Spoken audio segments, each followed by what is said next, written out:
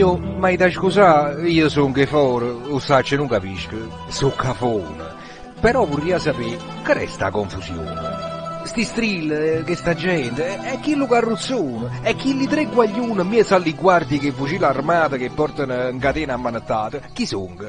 3 assassini, 3 briganti di via Nova, 3 carnetti malaspine, chi sono? E canna fatta? Niente di tutto questo, amico caro. Sono 3 ladri, come vedi è chiaro.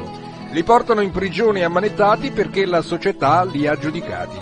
Mettono a rubare 1 miliardo, che saccio? Un patrimonio. 1 miliardo? No, non di sciocchezze.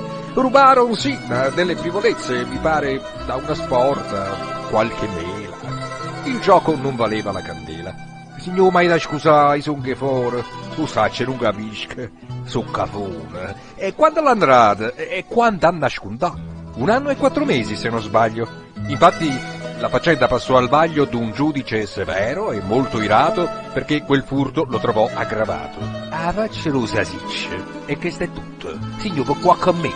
Ma che era una prosciutta. Io penso che prosciutti o non prosciutti la legge è legge ed è uguale per tutti. La società esige la condanna per chi la buona fede altrui inganna. Ah sì, che stia vera, è santa verità.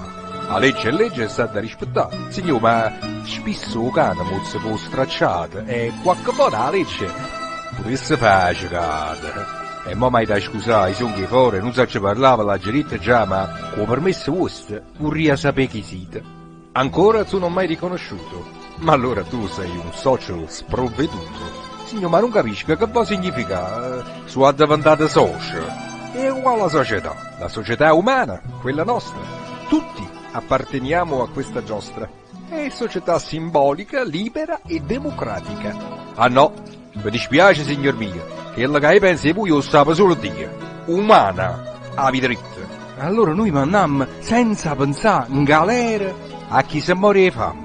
Questa è una fantasia, non è democrazia. Spiegatemi una cosa. Chi ha fatto queste leggi scostumate che per chi tiene fame la pena si è aggravata? Noi della società demmo il mandato col nostro voto a qualche deputato. Allora la colpa è nostra. Lui è mai in galera. Ma la faccia tosta è la coscienza nera. La fame sai che è una brutta malattia. Tu fuoco un governo, ti cagna la geografia, poi scancellare la storia. Distrugge la monarchia. Capitai vengo a fare una barricata. Chi l'uomo a panza chiena che prima ha condannato con una scoppetta a mano che spara scoppettate.